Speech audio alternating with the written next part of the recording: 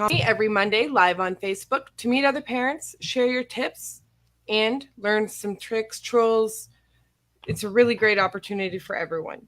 So remember, we appreciate every like, every share, and every comment. If you know someone who could benefit from today's show, tag them in the comments now or share on your timeline.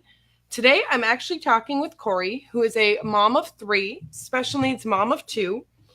And we will be discussing the teen years and what to expect and how to kind of prepare yourself mentally and physically. Because, like I was talking to Corey a few minutes ago, your whole mental thought process has to change when you parent a severely disabled child. So we will be discussing all of that. So if you know someone who could benefit, again, please tag them on the comment section, share on your timeline. Let's help these parents who need help and don't know where to look find it. So I want to welcome all of you watching live on Facebook or listening to our podcast or on YouTube. If you want to get alerts to ask questions live, you can visit lackykid.com/live or type 5, the number 5, in the comments section below. Welcome, everyone. Let me see. Good morning, Jason. Good morning, Angela. And then everyone, Ed Walsh is watching, Jennifer Ponder. Hi, everyone. I'm so excited for today. Good morning, Angela. We all know that parenting a special needs child is difficult. And then we hit the teenage years, and everything changes. Who's going to take care of your child someday when you're gone?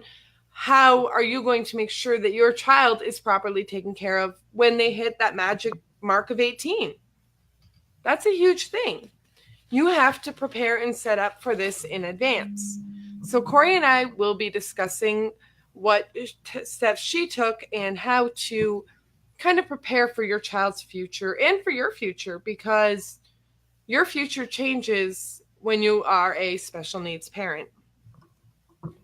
So I can't wait to dig into this with Corey, but first I want to talk about our newest product from our sponsor, LackyKid.com. Remember, it's the Writable lap pad.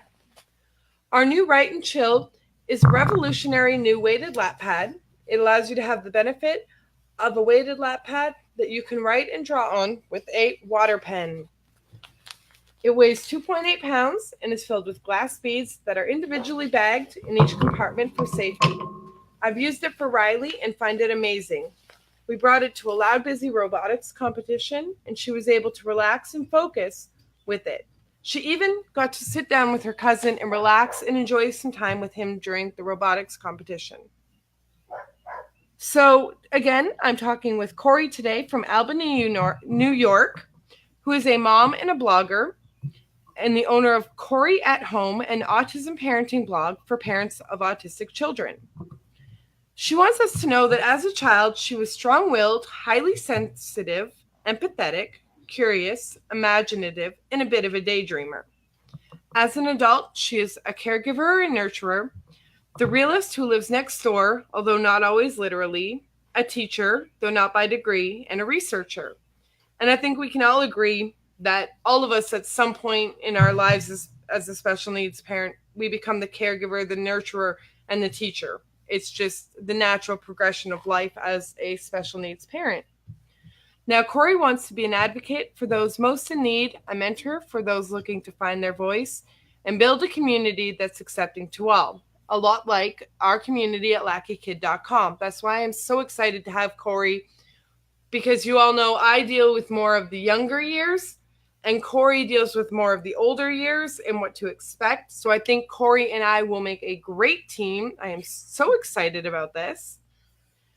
Corey works at home looking to build her online business empire with 3 children, 2 with special needs. She draws from personal experiences and past work experience as a former assistant pre-K teacher. So I just want to again say good morning to all of those who are tuning in. We've got Jessica and Tanya and Patricia. Yes, and the link for the Kickstarter is on the comments section, lackykid.com/Kickstarter, and that's to check out our new weighted lap pad. Raquel, good morning. Melissa, good afternoon. So, Corey, let's jump into this. What exactly is guardianship? Um, Guardianship is a legal process and it gives the guardian, in most cases for special needs kids, the parent, a full or partial control over their affairs. So that includes finances, health, and daily life. Um, it's just the safeguard of, in case an individual is unable to make decisions for themselves, um, then the adult or the appointed guardian takes over that responsibility and over that role. Um, So, pretty much, you're saying that I can, even as an adult, I can still control my child to keep them safe and protect them against. Correct. And in the event that they are unable to make like those important kind of life decisions for themselves, um, you take on that role as so it's continuing almost your role as parent when they become an adult, essentially. But it's parents, I want you to understand how important it is. If you don't think your child can handle finances, you need to do this early. You need to prepare because, say, they get Social Security, what's Mm-hmm. going to happen when they have this and this that have to be paid for every month and they get the money and they don't understand? And I know a lot of our children are hooked on watching YouTube videos and video games. What Mm-hmm. if they go and buy something with all their money, not realizing, and then they have no money for the important things? If you have guardianship, that money goes protected under you so that, yes, you can still let them buy things that they want, but they won't. I've seen a case of a mother was saying that her child put $1,400 worth of things in her Amazon cart within an hour. Mm-hmm. And that is not uncommon. So, this is just another way to protect your child and protect yourself. Oh, absolutely, absolutely. Now, Corey, when should I start applying for guardianship of my child? It is recommended that you should start in the year that your child is going to turn 18, but don't wait too close to the time that they turn 18. So I would start the process, at least, start gathering paperwork from, I believe it goes through your state's Supreme Court, but you would have to check. It depends really on the individual states. Uh, so I would start at least, I don't know, give yourself 9 months Okay. out. Pushing it would probably be about six, just so you have that wiggle room, because it is going through the court. It is a legal process. Usually, it should not be too difficult of a process, um, but you just want to make sure that you have that leeway, that you have that room, just in case. Because Exactly. otherwise, you do run the risk of your child potentially going into state custody, and then you're going to be battling the state to get guardianship over your child. Now, just for those that don't know, and this is not something that I thought of earlier, Corey, to ask you, but just hearing you talk right now. Um, so, if my child goes into state custody, and I apply, can I still apply for guardianship and get them back? Yes. Okay. In that case, I would absolutely also bring on the role of a special needs attorney. Okay. Um, because I think with the process of guardianship, you can at least do this on your own. And especially if your child has a service coordinator or a social worker at school, who's helping you with the transition process, get their advice, bring on all the support and help that you possibly can. I think the guardianship process you can probably do on your own as long as you understand everything that's going on. But if you do find yourself in a court case against the state, it might just be in your best interest to hire a special needs attorney, just so you make sure that you have everything that you need in terms of paperwork. Now, what should I expect when going through this process? It's a lot of paperwork, which I think a lot of us, as special needs parents, we're already used to dealing with a lot of paperwork, both from IEPs and for those of us who have applied for and received supplemental security income. We know how much paperwork there is involved there. So again, it's paperwork, and the main piece for guardianship is being able to prove that your child is incapable of making decisions for themselves. Um, and it does sound kind of harsh, but that is how a parent is able to take on that role. Um, and usually you can prove this with the evaluations that you may already have in place for your child. So, like their diagnosis, if it was from developmental psychiatrists, psychologists, um, where they might ask for it independently done, but it's a lot of paperwork. And I think that's where a lot of parents probably get overwhelmed. But if you break it down, and that's the other reason I recommend starting, between 6 to 9 months in advance, is just so you can go through all the paperwork, so you can gather the things that you need, so you're not scrambling at the last minute to find all of these things. And I want to recommend that if you do not feel, there's going to be a lot of feelings that come out during this. Corey and I were briefly discussing it beforehand. She had a dream and a vision, as we all did. We're going to raise our family this way, and it's going to be like this, and this is going to happen. Our kids are going to grow up, go on to further education or jobs. We're going to do this with our lives. And then we have a child with special needs who needs us for the rest of their lives. So if during this process you feel yourself getting overwhelmed, please seek help. Yes. No one is going to look at you negatively because you're calling a therapist or a counselor. You need to take care of yourself as the parent in order to be a good parent to your child. And I say that all the time, and I truly do mean it. Oh, absolutely.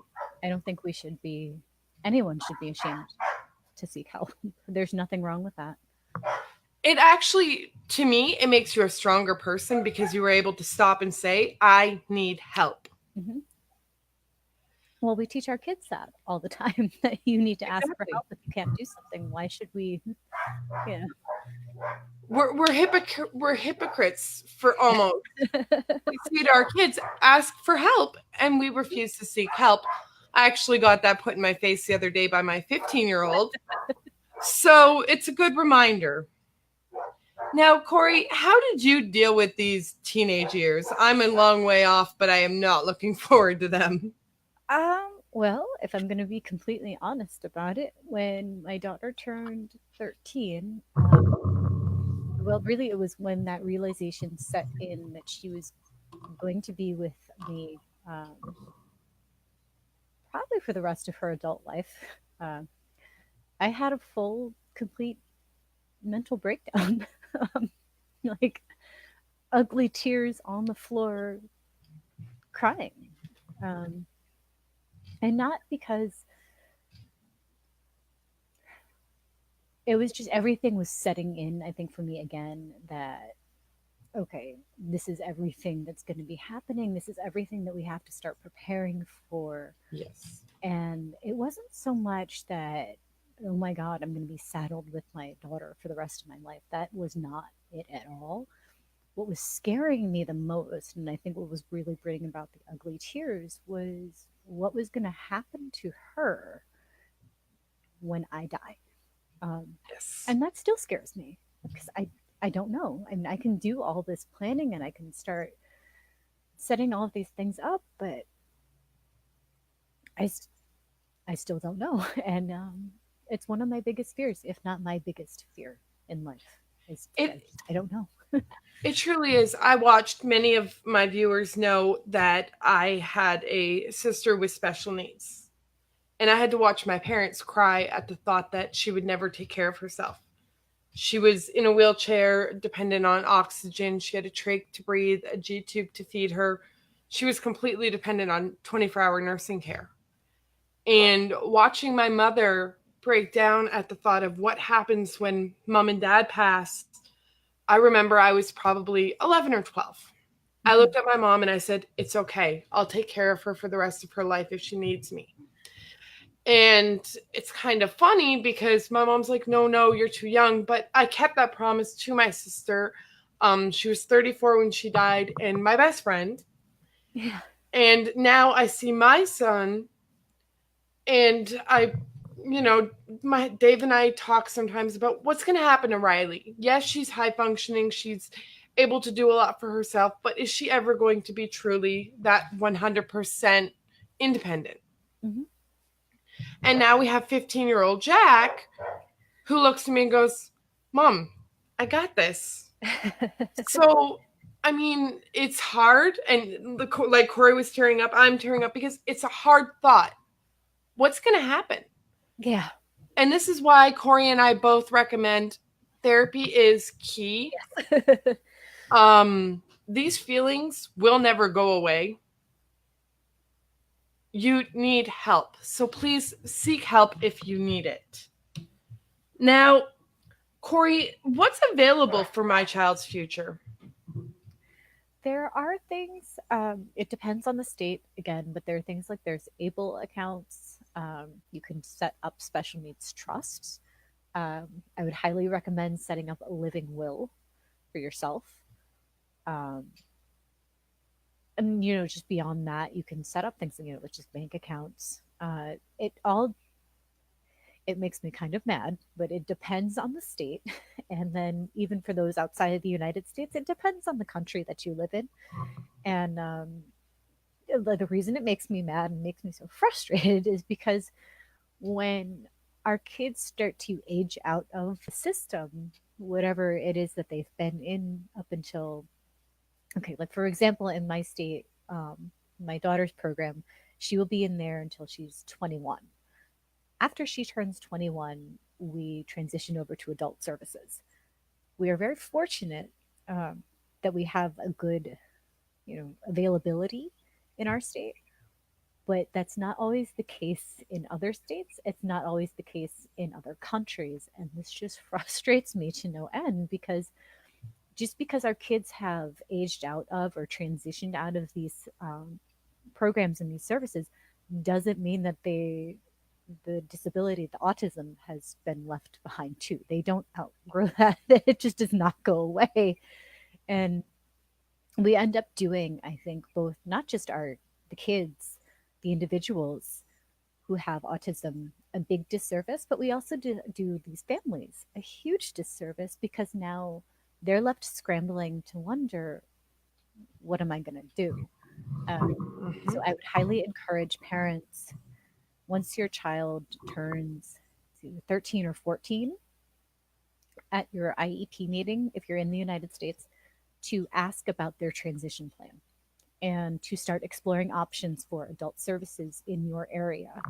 Um, you may think that it's early, especially when they're just turning in teenage years, but in reality, wait lists are through the roof, and we don't know. Even in the United States, we don't know what the future looks like for these services, how much longer they're going to be around, what the funding is going to be like. So it's a lot to think about, but if you start taking those little baby steps now, then you're really setting up yourself a lot better to at least be prepared for these things. Exactly. I know here, just looking at our adult day program, it's a 4-year wait. Yeah. So when your child ages out of school and has to go to day program, you need to have them on that wait list.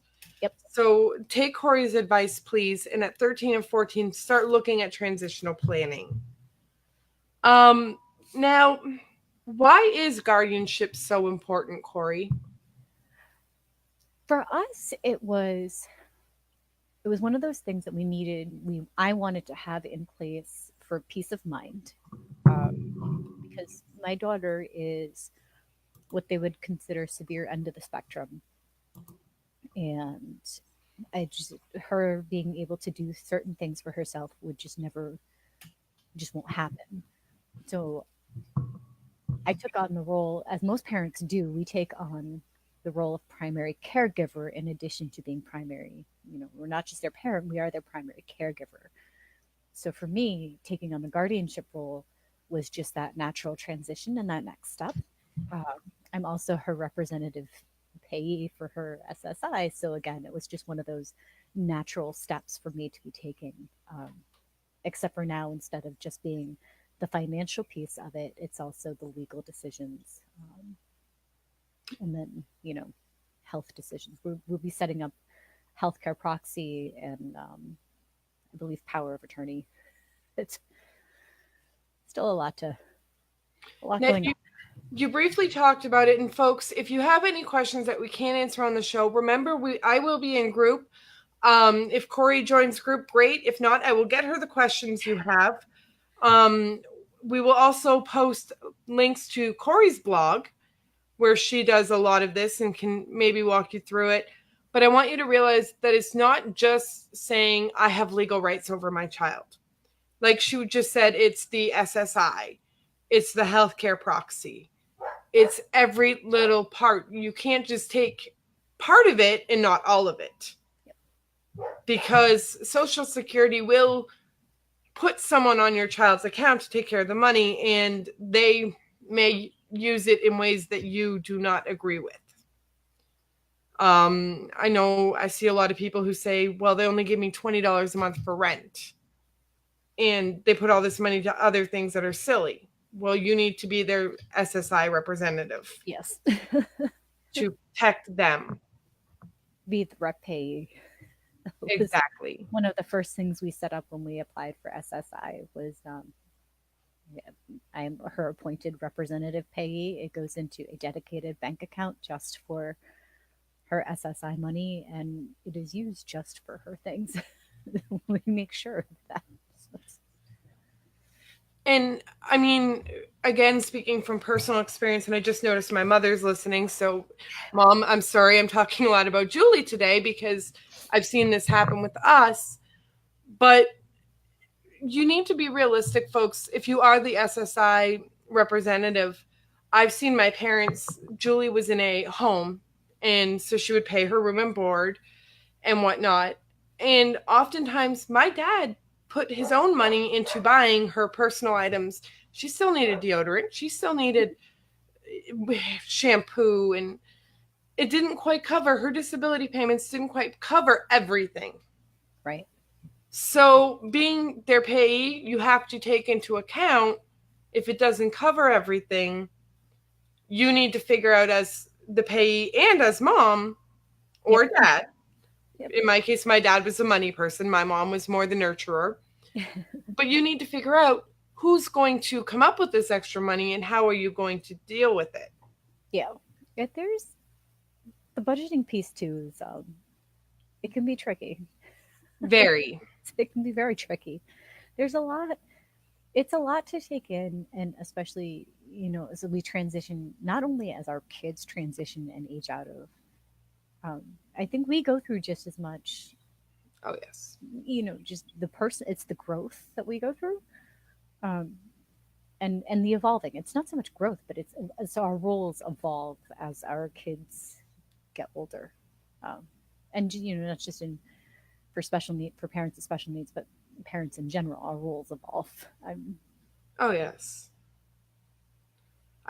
We had one turn 15 this week, and it was, I'm going more from being the mom who takes care of everything to he's expecting me to step back. Yep. And let him kind of take over certain aspects of his life. And he's neurotypical, but it's still really, really difficult for me. I'm opposite of that. It's my teenager is one who's autistic, and I have a neurotypical 5-year-old, and she's a handful. I joke with people. I'm like, yeah, no, she's my autistic daughter is the easy one. and that's why I am lately. The 15-year-old's been more of a handful than the 7-year-old because he's growing and he's girl crazy, for lack of a better word. We've discovered girls and we've discovered expensive shoes and expensive clothes. That's a whole other conversation. Oh, yeah. Now, Corey, how would I best help my child? If they are capable and able, and most of our kids are, even to some capacity, start working on self-advocacy skills. because that is huge. Because then you are telling them and you are equipping them, you're empowering them to be part of the process, and they still have some control over the situation. So I would say, absolutely involve your child in every step of the process as possible as they are able to understand.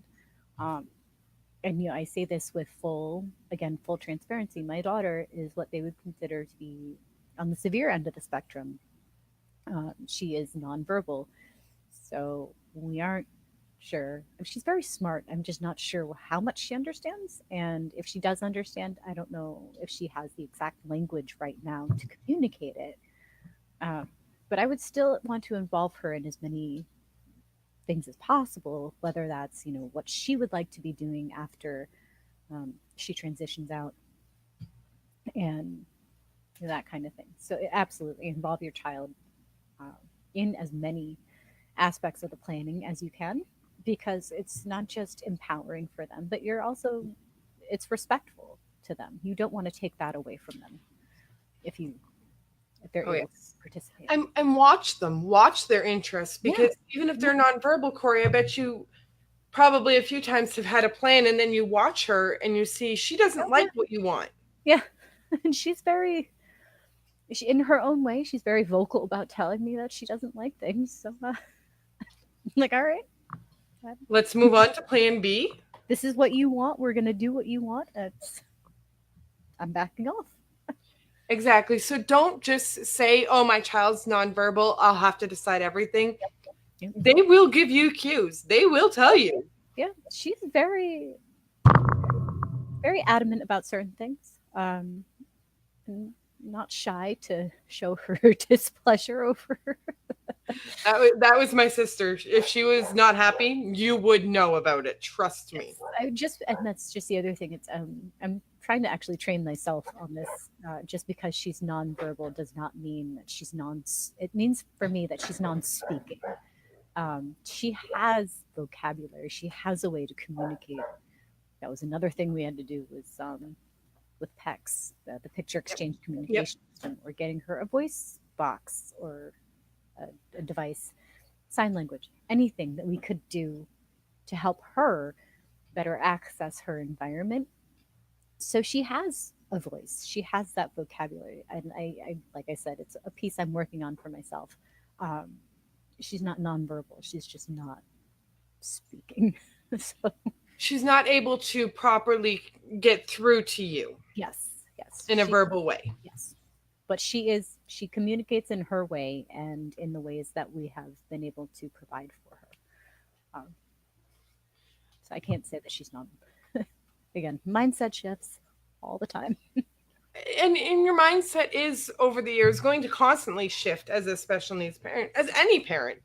Your mind shifts constantly. Now, letting them advocate for themselves is key, whether they're verbal or nonverbal. Many of you who are in group have seen that Riley has been bullied lately. And she went to the principal last week with mom and dad, and she told them that she was ready to tell the class she was autistic. So they did a whole lesson plan. The principal was very much against it, told me we were making the biggest mistake of our lives. I looked at her and said, Riley is 7 and says she's going to do this. We are not going to stop her and teach her that she cannot advocate for what she needs in life. At the age of 7, if she is prepared to tell her peers that she is autistic, more power to her. We need more kids like Riley and people like your principal. We have a wonderful assistant principal who jumped right on this and has a lesson plan and a book. And if your child wants to advocate in any way, let them. Yes. They know where their limits are. We don't. And support them in that. Exactly. There are enough people out there who are trying to silence our kids already. We should not be one of them. I agree. Now, I do have a couple more questions, but we are running a little slow, and I want to get to the questions from you guys. So what I'm going to do is I wanted to talk more about a special needs trust. Now, Corey has recently written a blog on a special needs trust, and she's actually writing a blog for us on guardianship. So I'm going to have her send me both of them so we can post both of them in group so we can learn more about the Special Needs Trust. And if you have questions about the Special Needs Trust, we will either get Corey in group, or again, you can get them to me and I will get them to Corey, or you can probably access Corey through her blog. Yes, absolutely. But Corey, if you can get me those blogs, I will gladly post them in group for you. And that way we can get people talking about trust and the Special Needs Trust and what it is and how to access it. Now, I really want to get into some of these questions that I have seen pop up.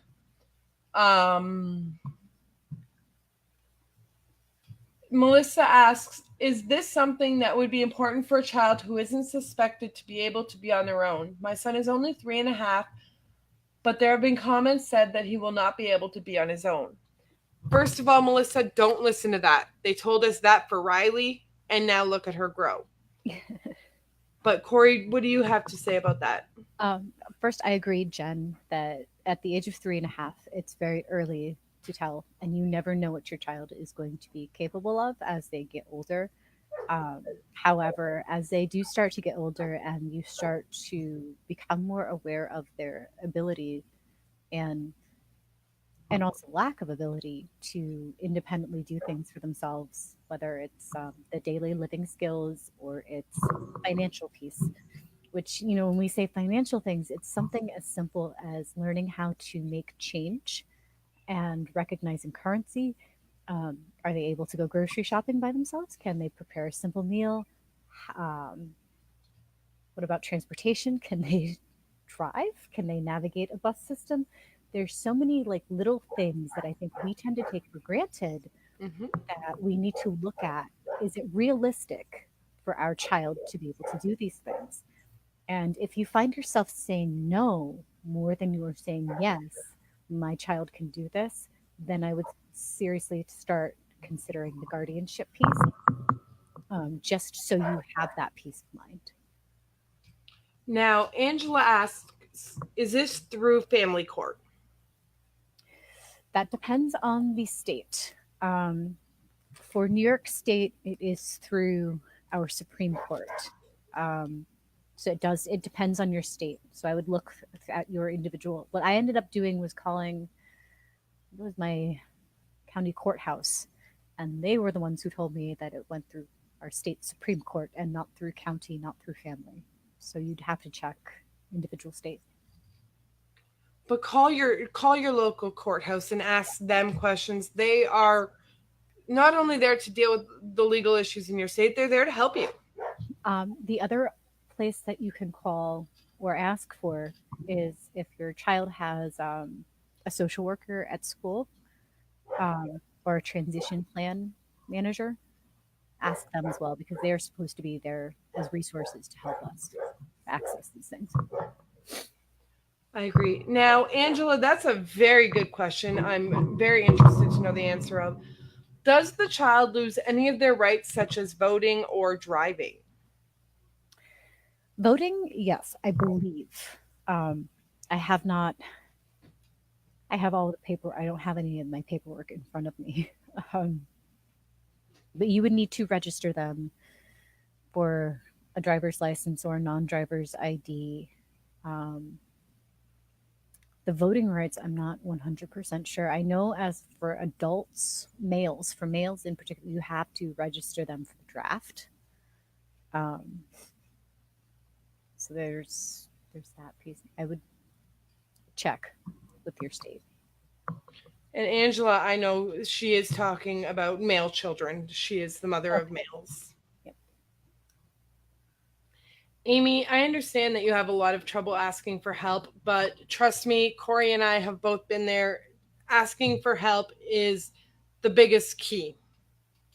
You cannot help your child. Even if you aren't asking for professional help, which if you do need to ask for professional help, there's absolutely no shame in asking for professional help. If you have a local network of moms, even if it's a virtual network, reach out to that network, and just don't be afraid to take that step. I had a lot of trouble asking for help too. I'm a very proud person, and for me, asking for help I felt like I was being weak and that I don't like being vulnerable. I don't like showing that to people. But I've learned, it's not being weak and it's not being vulnerable. It's being honest with myself. And once I started asking for help, or at least admitting that I needed help, it was a huge difference. I agree. Now, I have a bit of an interesting question. Corey, I'm not sure if you can help, but if not, Patricia, we will find you some information, but I'm pretty sure Corey will understand this one. What if you go to apply, but you're going to be a lot older? Say it's an older mom. I Oh, mean, yes. we Yes. see moms in their 40s having children nowadays. What do you do? Yes. When you go to apply for guardianship, you will have a primary guardian and you will have, I believe it's two alternate guardians. There's also, at least with my state, again, I cannot stress this enough. Check with your state for specific, um, the guidelines may vary by state to state. So always check with your individual state. But with New York, you can have the primary guardian and then up to two backup guardians. Mm-hmm. Uh, and then I was also told, again with New York State, that you can apply for co guardianship. Um, so if it's in my case, my daughter's father and I are divorced. We had originally looked into applying for co guardianship um, in my county and then in the county that he lives in. What we are going to do instead is that I am applying for primary guardianship and he is going to be one of the backup guardians. Uh, so, yes, you can have someone else on there with you, and that's not a bad idea at all, um, just to have that extra layer in place.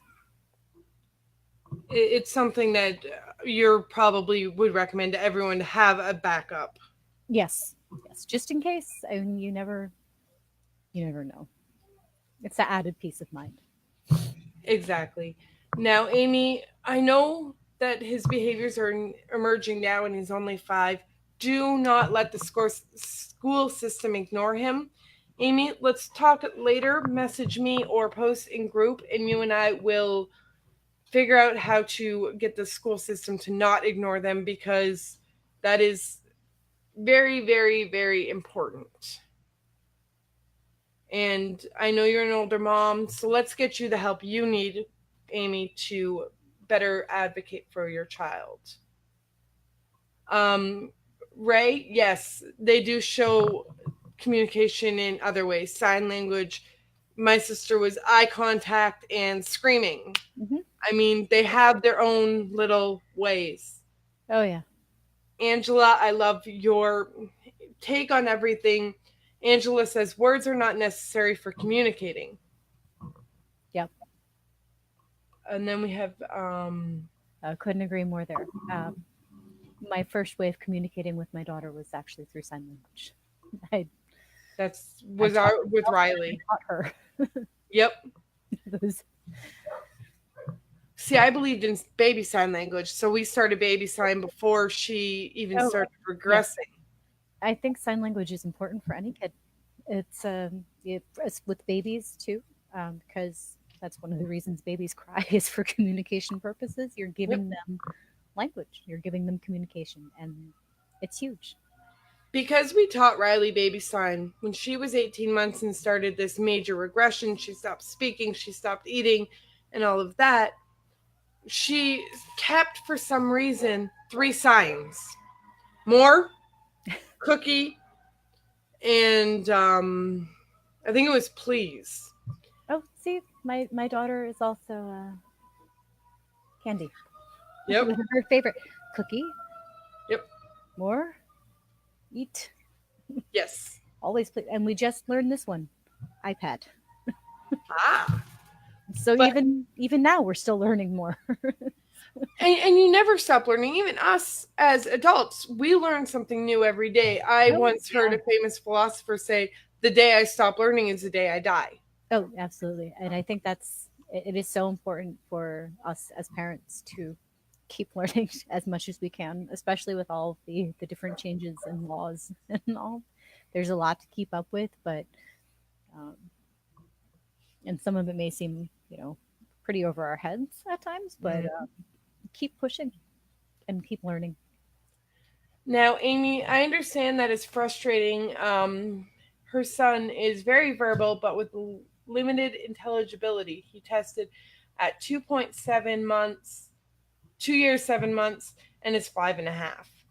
Amy, it's hard, but remember, our children grow, they change, they learn skills here. Yes, they may never have the full verbal skills, but he will grow and learn and kind of change as through um, his maturing and growing, and he's just starting school, so he's very new to the school system. So there's still a lot of room for growth and whatnot. Now Ray does photos to communicate. Yep. Yep. Or a favorite toy to talk to themselves. I love that. Tanya, I love that you already have things in place for your older son getting custody of Jackson in the event that he passes. Will this automatically continue if Jackson turns 18? Corey. As long as you have it in place now, it should. But check with your court system and make sure that it is on. It needs to be in more specific language, um, because it changes from custody to guardianship. Guardianship is not the same as custody. um, so check with if you have a special needs attorney, check with your attorney. If you do not have a special needs attorney, check with your court system. Usually they have free legal advice. And if you can't afford, right now to go to a special needs attorney, um, try local law clinics. They're run through the law schools, and there are a lot of those who have these things available to families um, on the lower incomes. Well, not even with lower incomes, but who are looking to do this kind of pro bono work. And don't discount that at all, because you should be accessing every resource out there. I agree. I'm going to skip through some of these comments. This is one of our longest running shows we've had. I am so excited. This proves to me that we need to talk more about aging. I will have some more people on our show later on to talk about different aspects of aging. Again, I will be in group today. We can keep discussing this in group. Melissa, I'm so proud that your niece at 11.5 is an advocate for your nephew or for your son, telling people that they need to learn and whatnot. I was that person. I was my sister's voice. And it's kind of neat if they have a sibling or a relative that, especially when it's a child, it's so innocent. Yes. When they have a child who sits there and is their voice. Corey, this is a question specific to New York. Okay. Have you ever had any trouble getting services for your child? We have a mother who is in New York who is having tremendous issues getting the proper services set up. We were incredibly lucky in that we have not run into a lot of issues getting services. Our main issue that we ever ran into was the turnover with my daughter's. It used to be called Medicaid Service Coordinator. I can't remember the exact term on it now, but that was our only hang up. But the biggest key for services in any state, not just New York State, is advocating and being very persistent. And just being very persistent and being very pushy, and don't always take no for an answer, because you're going to hear no a lot, or you're going to hear, oh, we can't do that right now. Mm-hmm. I don't care. This is what I need for my child. How can you help me get this for my child? And if you feel that you are not fully able to advocate for your child like that, seek there are professional advocates out there, I would definitely do that.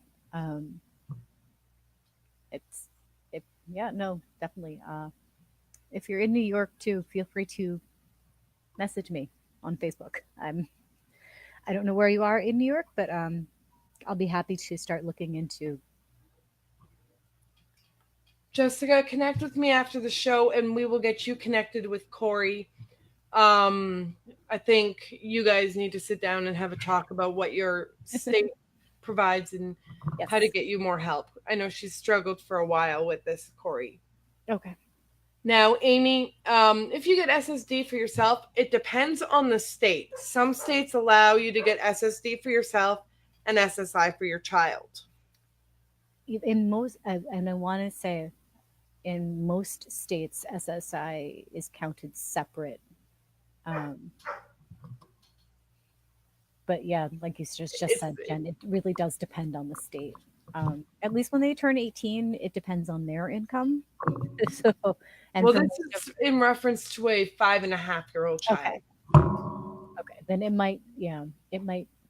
Amy, there's no harm in trying. Yeah. I always say, if you think your child will qualify, try.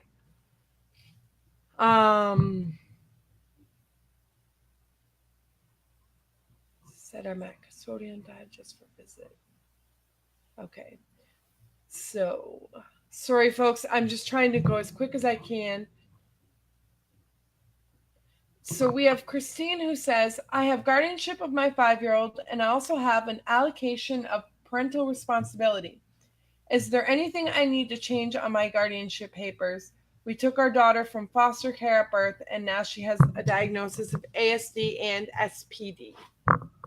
The only thing I would say in that case is when it gets closer to the time she turns 18, to update your paperwork or just make sure that the verbiage and the language is still in place so that nothing major changes. It's just updating age-wise.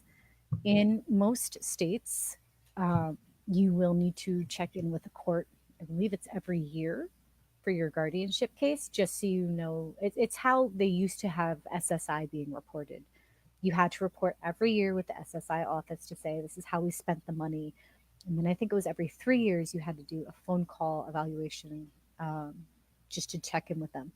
Guardianship, depending on the state, but I believe in most states, it is every year that you have to check in just to say, this is how it's going, this is what's happening, which might seem invasive and might seem a bit of a headache, but it's really for the benefit of your child and for the benefit of yourself, just to make sure that everything is going okay. I agree. Now, yes, for signing, we use signing time videos. We also use signing time that we got off of YouTube. She loved that. Now, we have lots of thank you for your insight today. It was extremely helpful. They love the show. Jessica, again, please connect with me and I will help you connect with Corey. You're in the same state. Your question here is very, very key, that I want you to copy and paste this and send it to me so I can get it to Corey, as we have run out of time, unfortunately. But I think you and Corey can work together, and I think Corey, you'd be an excellent help for Jessica with the issues she is having. Christine, I'm happy. Christine does do a guardianship report every year. Okay. Yep. So I want to thank everyone for watching. This has to be one of our most successful shows to date for length of time. Amazing the things you realize, folks, when you're thinking about your child's future. So I'm going to invite Corey into our parent group. I want to thank all of you for watching. You can join me every Monday at 1 p.m. Eastern for Ask an Autism Mom by Lackey Kid. And you can always join our parent support group at lackeykid.com/group. And remember, we currently have the Kickstarter getting ready to start for our writable weighted lap pad. This thing is phenomenal, folks. Get in on it while you can. Join our Kickstarter to check it out at lackeykid.com/Kickstarter. If you have any questions or concerns, please go to lackykid.com/ask. You can leave a question for me to answer live on an upcoming show. But more than that, if you have something really important, please go to group. I'm in there a million times a day. I have moderators that if something, and friends in there, that if something gets posted in there and it needs me right away, they will get me right away. So please join us in group. We love you all. We thank you all for watching. And remember, every child brings good luck.